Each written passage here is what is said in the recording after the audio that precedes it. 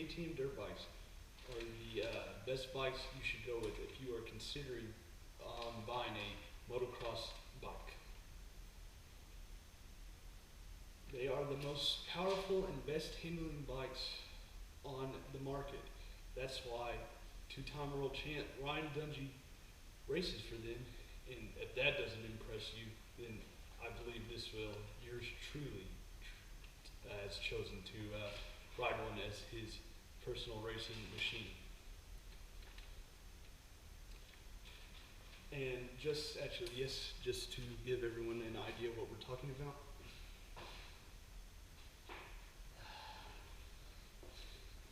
This would be, I'm guessing, okay, yeah. So, anyways, this would be what I'm talking about. They go with the color orange.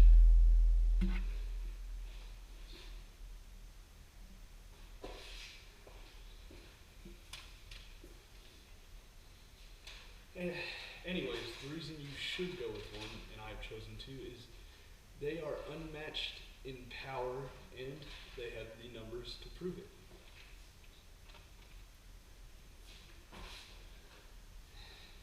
Now, as you can see from what I'm about to show you, the chart,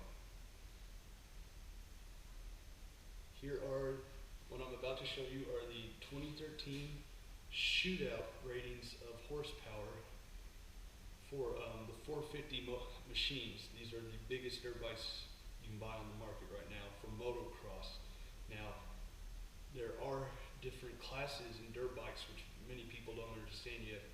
Your trail bikes, your enduro bikes, and your motocross bikes. These all three classes are a part of dirt bikes. So, like I said, these ratings I'm about to show you are for the 450 machines that are the best class, the highest class in motocross racing. Now, I'm shooting this on a GoPro. This was the best camera I have at my disposal, so I know it's kind of hard to tell, but this orange line right here represents the KTM 450 F for 4-stroke, 450 for the CC it puts out. As you can tell, it is higher and peaks over all the other motorcycles in its class. The colors represent the different colors of the companies they choose. As KTM chooses orange, the other manufacturers, who are all Japanese, choose their own colors. Now, this gray line right here, I'm hoping you can make it out on the camera, is for a KTM 350 SXF, which is the only bike in its class, and it also runs with the 450 class. Now, what's interesting is, at peak, it goes from last to second to peak power in first, and that's showing that it beats the 450 machines, and it was only a 350 bike. That's pretty impressive if you ask me. Anyways, so done with that.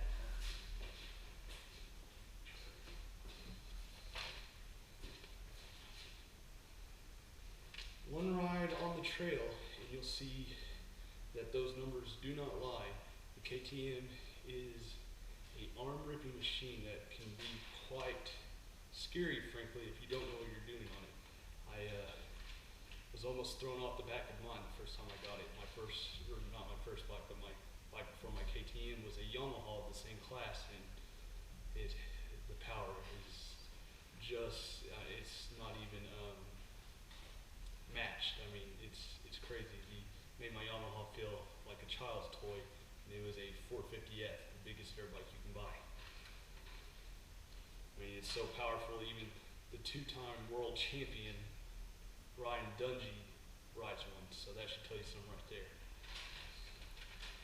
But speed isn't everything. All that power would mean nothing if it didn't have the suspension to handle it. KTM's come with WP aftermarket suspension. I can tell you by experience, I've owned Japanese bikes my whole life. They only come with stock suspension, and I mean, it's just heads and heels better. I've never ridden a bike with aftermarket suspension before. And let tell you, game changer, totally different. I mean, you can't even explain it. It sticks to the turn so much better, and it plants in the straightaways. It's unbelievable.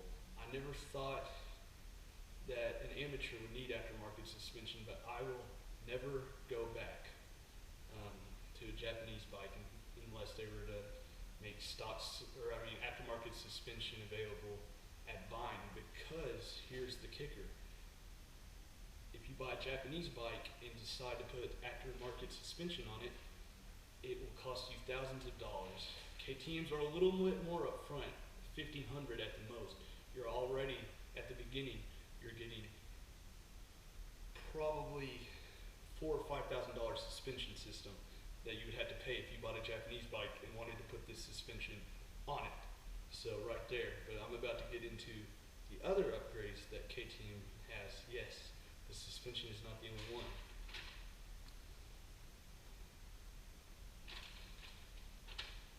So, speaking of the upgrades, KTM's come with an aftermarket race exhaust.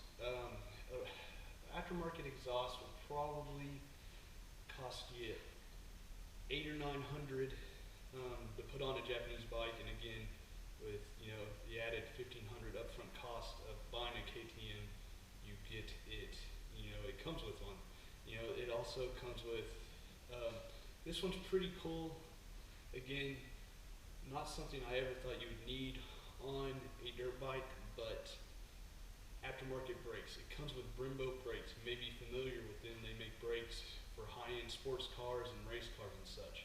Well, KTM's got them to develop a brake system for their dirt bike, and they are phenomenal.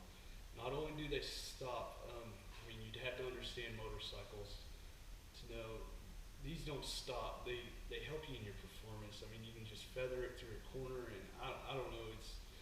You just have to experience it yourself. It's really, truly amazing. I never thought, again, I would need aftermarket brakes on my dirt bike, but you truly do. It's a miracle in the dirt biking community. But the best upgrade that I think this is the coolest, and this is big. If you are in the racing world, you would truly understand, is that KTM's come with a hydraulic clutch. The great thing about that is, if you were in the Japanese bike, the stock cable clutches, they're awful. I've burnt tons of them up, just overused on a long day at the track or trail. In a race, you overwork that clutch, the cable gets stiff, it pulls really hard, which makes it hard to use your power of the bike. You can't with the clutch. It's kind of similar to a car. If you know how to drive a standard car, something to relate to. The hydraulic clutch, of course, obviously a car has a hydraulic clutch, so it's like that, is what I'm trying to say. The hydraulic clutch does not, get warm on you, so the cable doesn't get stiff. You can pull in with your pinky anytime, no matter how worn out the bike is that day. And the biggest thing is, it just will not quit on you. It will not burn up as long as you, keep the fluid at the top, which, it takes months to even need to change that, months of riding, hours and hours. So, that's amazing, and that is probably about the biggest and most impressive upgrade on this bike. That alone, I can say, is worth buying a KTM. You've never ridden a dirt bike until you've ridden one with a hydraulic clutch. I can promise you that. And I believe that upgrade alone, probably about a $5,000 or $6,000 upgrade.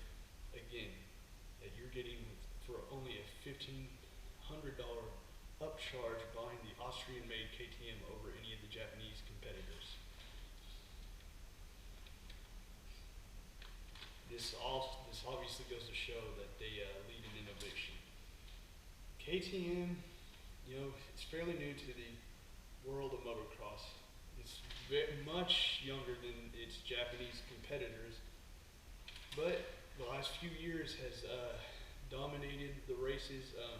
Ryan Dungey has won 2 titles in Supercross and 1 in outdoor motocross, which is big. KTM has never won a championship before, and suddenly now, out of nowhere, they're dominating multiple years in a row and multiple competitions. So it really goes to show that they care. They are leading in innovation, and they are just leading in innovation, power, and handling. So obviously by what I've shown you, so